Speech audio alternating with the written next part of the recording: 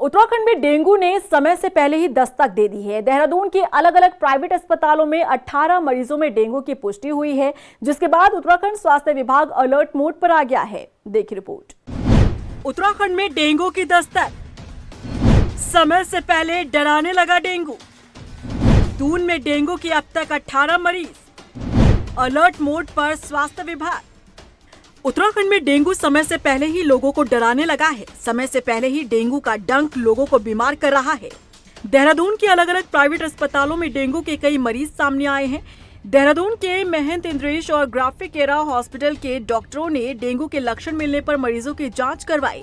पुष्टि होने के बाद चौंकाने वाले रिजल्ट आने के बाद स्वास्थ्य विभाग हैरान है। इंद्रेश अस्पताल में 14 और ग्राफिकेरा अस्पताल में 4 मरीजों में डेंगू की पुष्टि हुई है। इसमें पर्वतीय और मैदानी इलाकों से आने वाले मरीज शामिल हैं।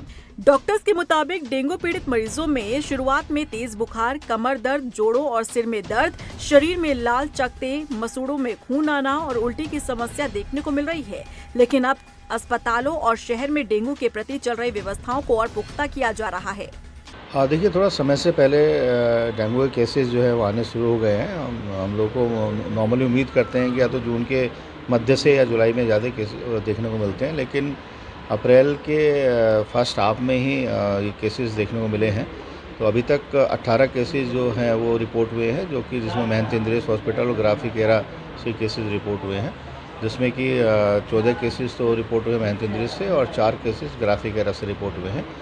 उसमें से जो अगर हम बात करें तो टोटल जो 12 केसेस हैं वो हमारे जनपद के हैं और जो 6 केस हैं वो बाहर के जनपद या दूसरे राज्य से हैं।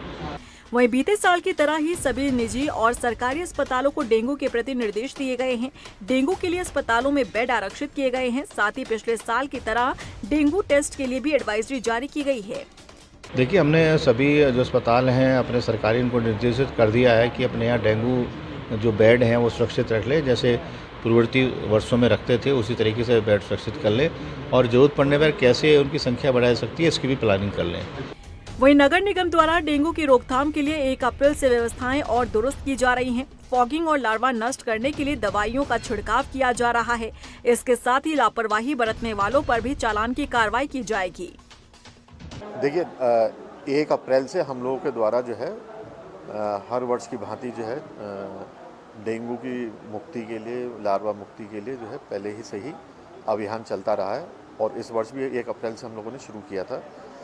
और तत्पश्चात जो है इसी बीच में जो रिपोर्ट्स आई कि कुछ प्राइवेट हॉस्पिटलों में जो है डेंगू पॉजिटिव केसेस आए हैं, तो उसके मद्देनज़र जो है अभियान में गति लाई गई है और प्रत्येक वार्ड में जो है एक फॉगिंग मशीन और लार्विसाइडल के छिड़काव हेतु टैंकर की व्यवस्था कर नियमित रूप से उसका छिड़काव भी किया जा रहा है और फॉगिंग से जो है करवाई जा रही है।